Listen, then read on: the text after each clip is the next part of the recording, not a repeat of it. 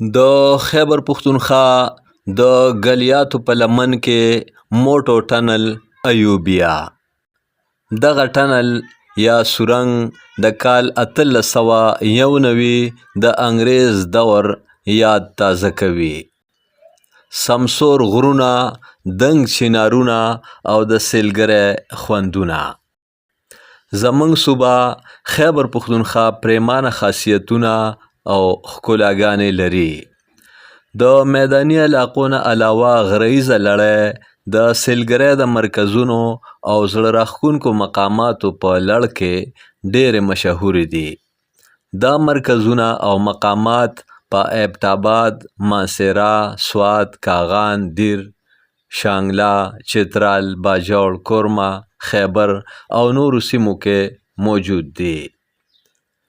د ګرمۍ په موسم کې د دې ټولو ځایونو خوند رنګ بې کچه زیات وي.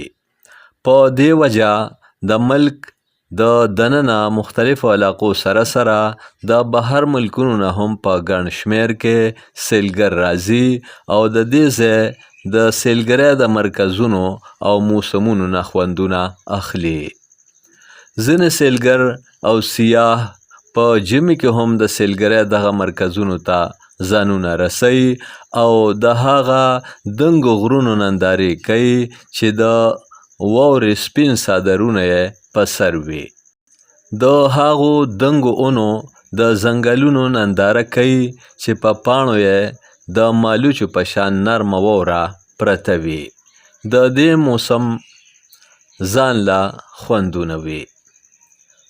نن سبا د ګرمۍ موسم او سیزن روان دی او د ایبټ آباد په نتیا ګلي، باړه ګلي، ډونګا ګلي، چانګه ګلي، ایوبیا او وادي هرنو، د ماسیرې په وادي کاغان، ناران، لالازار، جیل، سیف الملوک، بالاکوټ، د سوات په کالام، مالم جبا، مدین، بحرین، مرغوزار، اوشو، اسمان موړ، مینګوره، بریکوټ، مهوډنډ، د دیر په کومراټ، د چترال په کیلاش، د شانګلې په پورن، الپورۍ، بیشام، د کورمې، پاړچینار، د خیبر د تیرا میدان او نورو یخو مقاماتو ته سیلګرو مخه کړې ده. خبره را لنډو او راځو دې خبرې ته چې د ایبټ آباد د ګلیاتو ترڅنګ د ایوبیا نیشنل پارک د پرفضا مقام په لمن کې یو تاریخي سورنګ موټو ټنل موجود دی چې هر سیلګر ته یې د 20 روپو ټیکټ په اخیستو د کتلو او دننه د ورتللو اجازت دی. ایوبیا د پاکستان د پخواني صدر ایوب خان نوم ته منسوب مقام دی.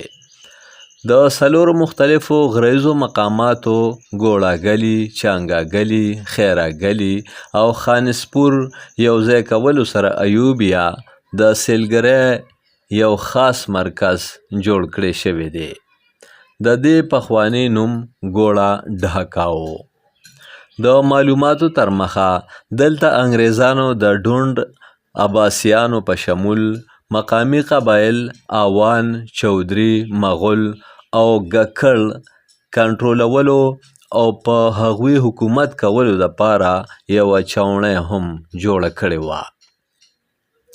د موټو ټنل په نوم دغه سورنګ د نن نه 144 کاله وړاندې په کال 1891 کې جوړ شوی دی چې په برصغیر پاک و هند د برطانیې راج یا د انګریز حکومت و. د انګریز حکومت په دور کې د ایوبیا او ډونګا ګلي ترمنځ د سورنګ جوړولو منصوبه بندي شوې او مکمل شوې وه. موټو ټنل سورنګ نن د خیبر پښتونخوا د هزارې ډویژن د ایبټ آباد ضلع د سیلګرۍ په سیمه ګلیات ترڅنګ د ایوبیا نیشنل پارک په لمن کې موجود دی. دا سورنګ د برطانیې پوځ د خپل سهولت او اسانتیا دپاره کنیستې او جوړ کړی و. موټو ټنل ایوبیا 250 فوټه اوږد، 4 فوټه پلن او 6 فوټه اوچت دی. انګریز فوج ته د دې سورنګ په وجه دا اسانتیا وه چې د ایوبیا نه د ډونګاګلي په لاره مري ته تللو کې ورته 2 کیلومتره مزل کم شوی و. د انګریز حکومت یا برطانوي راج په دور کې د دې ځای نوم ګوړه ډاکا و چې د پاکستان جوړېدو نه پس د صدر جنرال ایوب خان نوم ته منسوب کړی شو او دغه شان ګوړه ډاکا سیمه په ایوبیا مشهوره شوه. کله چې د ډونګاګلي نه د برطانوي فوج رجمنټ باړیا ته منتقل کړی شو نو په کال 1913 کې د دغه سورنګ نه په دې غرض د اوبو پایپ لاین تیر کړی شو چې د ګوړه ډاکا نه د انګریز فوج دپاره د څښلو اوبو باړیا ته ورسولی شي. باړیا د خیبر پښتونخوا د ګلیات د سیمې هغه برخه ده چې د پنجاب صوبې پر فضا مقام مري سره لګېدلې ده. دغلته د خیبر پښتونخوا او پنجاب حکومت حفاظتي نفري ذمهواري ترسره کوي. د ایوبیا او ډونګاګلي ترمنځ موټو ټنل سورنګ ته د انګریز دور نه وروستو دورونو کې چا زیاته پاملرنه ونه کړه او کاڼو پاڼو خځلې یا کچرې په انبار کې د نظر نه پټ پناه شو. 16 لسیزې وړاندې سورنګ صفا کړی شو او په کال 2015 کې د پاکستان حکومت د موټو ټنل سورنګ نه د اوبو پایپ لاین وغځولو. د پیښور نه ډونګاګلي ته 213 کیلومتره فاصله ده. د ایبټ آباد نه 40 کیلومتره او نتیاګلي نه 6 کیلومتره فاصله ده. دغه شان د پنجاب صوبې د مري علاقې نه ډونګاګلي ته 13 کیلومتره مزل دی. د پایپ لاین په ذریعه د ایوبیا او ډونګاګلي ترمنځ 12 کیلومتره فاصله ده. د معلوماتو تر مخه کال 1891 کې د سورنګ جوړېدو نه وروستو به یوازې برطانوي پوځیان د سورنګ دننه ورتللی شول. عامو خلکو یا سیلګرو ته دا اجازت نه و چې سورنګ ته دننه لاړ شي. اوس هر ملکی او غیر ملکی سیلګر ته په سورنګ کې د ورتللو او د 140 کلونو د پخواني لرغوني تاریخ د کتنې اجازت شته.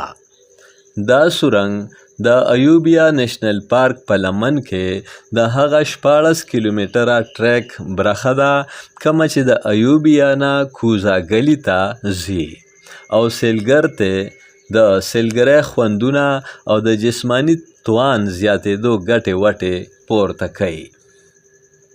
تفریح او سیل کول د هر انسان په فطرت کې شامل دي.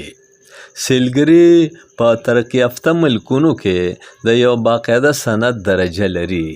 دا خبره د یادونې وړ ده چې د خیبر پښتونخوا صوبایي حکومت هم د څه وخت راهیسې د کلچر ټوریزم اتارټي په قایمولو، د ټوریزم پولیس په معرفي کولو، سیاحتي زونونو جوړولو او سیلګرو ته په بیلابیلو سهولتونو ورکولو د سیلګرۍ شعبې ته پاملرنه کړې ده، ځکه چې سیلګري یا سیاحت خپلو وګړو ته د روزګار او آمدن ورکولو یوه غوره ذریعه هم ده. که موټو ټنل ایوبیا او د پایپ لاین ګلورینې لارې ته حکومتي پاملرنه زیاته شي نو د زیات شمیر ملکی او غیر ملکی سیلګرو پام به دغه لوري ته راوګرځي. امجد علي خادم، پښتونخوا ټي وي، پیښور.